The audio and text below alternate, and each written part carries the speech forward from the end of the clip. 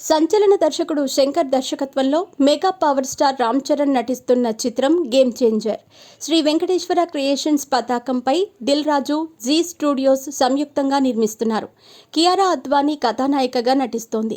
ఎస్.జె. సూర్య, సముద్రఖని, సునీల్, శ్రీకాంత్, జయరామ్, నవీన్ చంద్ర తదితరులు నటిస్తున్నారు.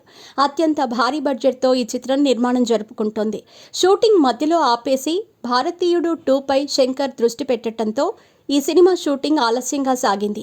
ఈ సినిమాను డిసెంబర్ 20వ తేదీన విడుదల చేయాలని వార్తలు వస్తున్నాయి. అయితే మరోవైపు వచ్చే ఏడాది సంక్రాంతికి విడుదల చేసే అవకాశాలున్నాయంటూ సోషల్ మీడియాలో కూడా వార్తలు వస్తున్నాయి. చిరంజీవి విశ్వంభర చిత్రం సంక్రాంతికి విడుదల కావటం లేదు. ఆ స్థానంలో గేమ్ చేంజర్ను విడుదల చేయాలనుకుంటున్నారు. విడుదల తేదీ దగ్గర పడుతూ ఉండటంతో సినిమాకు సంబంధించిన అప్డేట్స్ను విడుదల చేస్తున్నారు.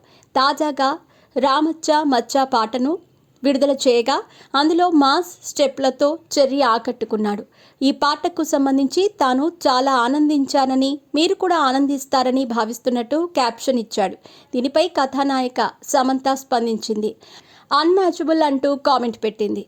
అంటే నిన్ను ఎవరూ మ్యాచ్ చేయలేరు అనే అర్థం వస్తుంది. ప్రస్తుతం దీనికి సంబంధించి స్క్రీన్ షాట్స్ సామాజిక మాధ్యమాల్లో వైరల్ అవుతున్నాయి.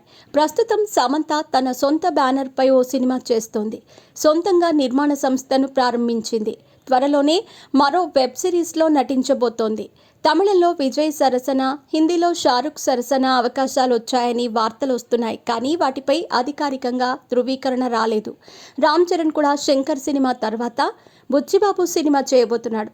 దీనికి సంబంధించిన స్క్రిప్ట్ పనులు వేగంగా జరుగుతున్నాయి.